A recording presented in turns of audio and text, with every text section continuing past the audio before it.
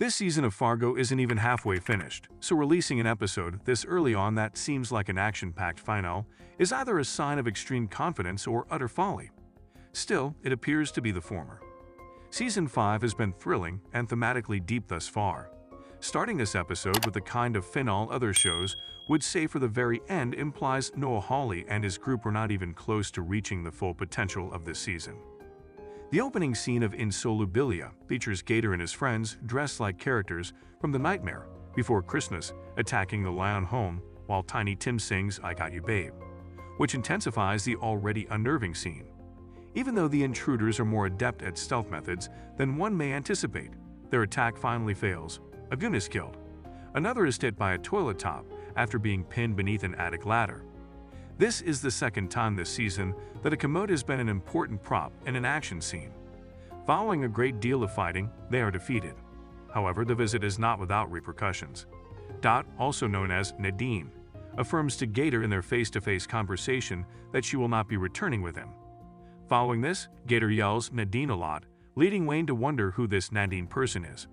However, Wayne is electrocuted by one of Dot's booby traps and rolls off the roof as they manage to escape. Oh, and there's house fire. Not a good night for parties on either side of this dispute, all in all. Although Roy is unaware of this, he is also not enjoying his evening.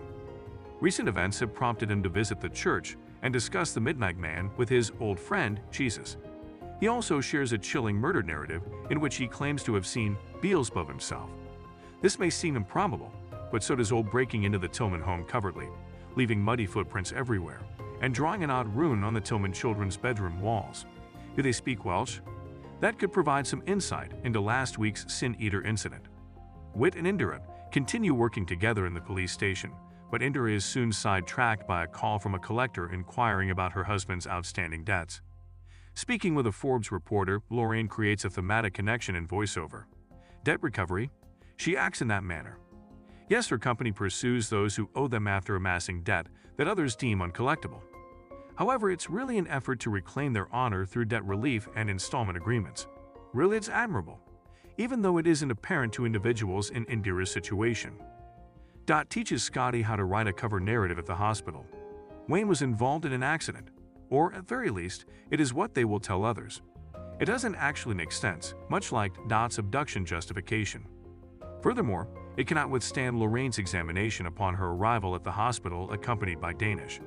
She is upset and asks Danish to put together the Saudi package in order to take care of her damaged son. When Indira shows up, she too doesn't buy it. Whit, who is with her, doesn't seem to be believing it either. "It's nice to see you again, Mrs. Leon," he says to Dot, who makes a vain attempt to deny that they had ever met. Wayne comes back to life just in time to save Dot, and Wayne's, well, let's be nice and call it his trusting nature, may have also helped to save her. Although he can't recall exactly, it had to be true if Dot claims he touched a wire when plugging in some lights. Agents Drawkin and Meyer are pursuing the facts from a different angle, but Indira and Whit are the only ones seeking the truth. They take their worries about Roy to a judge by the name of Crenshaw, who tells them about Mao's war on sparrows and the effects it has on the food chain. In this case, Roy is the sparrow, a pest whose eradication creates more issues than it fixes.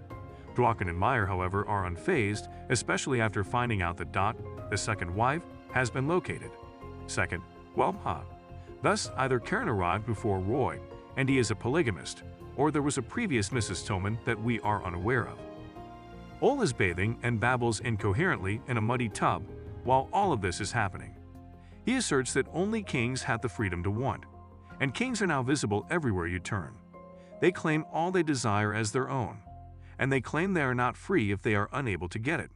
All right, perhaps that isn't absurd after all, particularly considering how the episode cuts to Roy as the monologue goes on.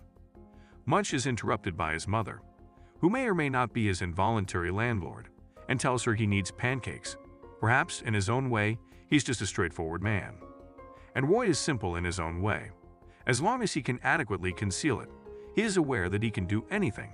However, he needs a fall man because the munch-dot problem has gone a bit out of control. This brings him to Joshua, the man Roy thrashed for being a violent husband. That makes it hard to feel too bad for Joshua, who, after getting a story about Roy's ancestors, gets called a beta male, and after pulling a gun on Roy, is killed so Roy can hang Munch's crimes on him. This sort of solves one problem, while another remains. Gator shows up with the news that he was not able to retrieve Nadine after all. It's something for Roy to think about as he rides off into the sunset. Alright, next.